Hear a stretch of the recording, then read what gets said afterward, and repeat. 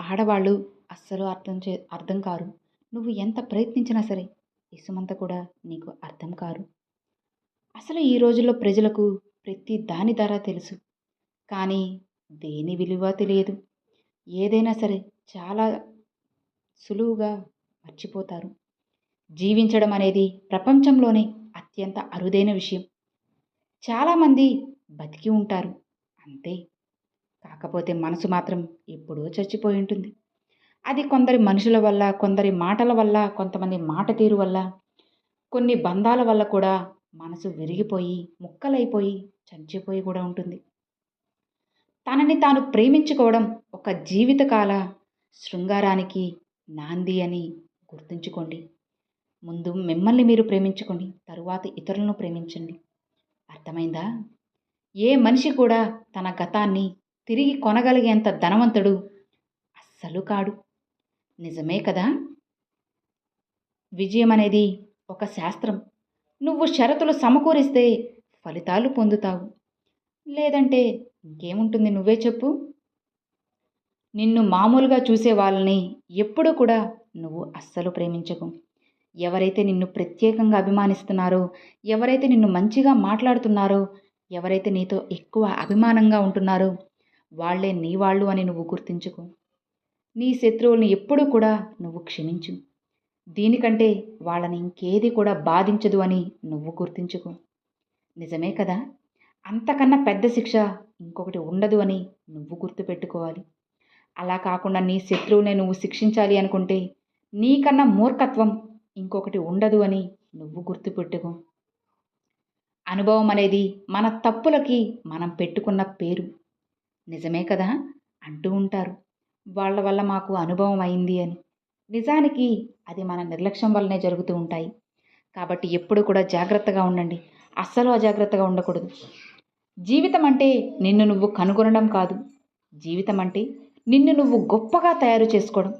అది అసలు సిసలైన జీవితం అంటే. అర్థమైంది కదా? జీవితాన్ని ఎప్పుడు కూడా తక్కువ చేసి చూడకు. జీవితం ఎంతో విలువైనది. జీవితం చిన్నదైనా సరే చాలా మంచిగా ఉంటుంది. కలలు నిజమవుతాయని చెప్పిన వాళ్ళు పీడకలలు కూడా కలలే అని మర్చిపోయారు. అవునా? ప్రతి క్షణం మీ లక్ష్యంపై దృష్టి పెట్టండి. లక్ష్యం కోసం పోరాడండి. ఖచ్చితంగా మీ కలలు అన్నీ నిజమవుతాయి. మూర్ఖత్వాన్ని మించిన పాపం ఈ ప్రపంచంలో ఇంకొకటి లేదు. కాబట్టి నీలో మూర్ఖత్వాన్ని ముందు తీసి విసిరిపడేసి. సొంతంగా ఆలోచించని మనిషి అసలు ఆలోచించడు. ఎప్పుడూ ఇతరులపై ఆధారపడుతూనే ఉంటాడు. అలా ఉంటే మీరే కదా, మీ జీవితమే కదా నాశనం అయిపోతుంది. నిజం అనేది పరమ పవిత్రంగా ఉంటుంది. చాలా అరుదుగా ఉంటుంది. మరియు అస్సలు సులువుగా ఉండదు. అది ఎంతో కఠినంగా ఉంటుంది. నిజమైన స్నేహితుడు నిన్ను ముందు నుంచే పొడుస్తూ ఉంటాడు. గుర్తుంచుకో. ఎవరైతే నిన్ను ముందు నుంచే పొడుస్తూ నీ గురించి ఉన్నది ఉన్నట్లు చెబుతున్నారో వాళ్లే నీ నిజమైన మిత్రులు. అలా కాకుండా నిన్ను చీటికి మాటికి పొగుడుతూ నువ్వు చాలా గొప్ప, అలా గొప్ప అని చెప్పి నువ్వు తప్పు చేసినా ఎవరైతే కరెక్ట్ అని చెప్తున్నారో వాళ్ళు నీ చెడు కోరుకుంటున్నారు అని నువ్వు గుర్తుపెట్టుకో. అందరం మురికి కాలువలోనే ఉన్నాం. కానీ కొందరు మాత్రం నక్షత్రాల వైపు చూస్తున్నారు, మరికొందరు నేల వైపు చూస్తున్నారు. ఆలోచించు. నువ్వు దేని వైపు చూస్తున్నావో నీ జీవితం ఎక్కడ ఉందో నీకే తెలుస్తుంది. ఆడదాన్ని ప్రేమించాలి, అర్థం చేసుకోవడానికి ప్రయత్నించాలి.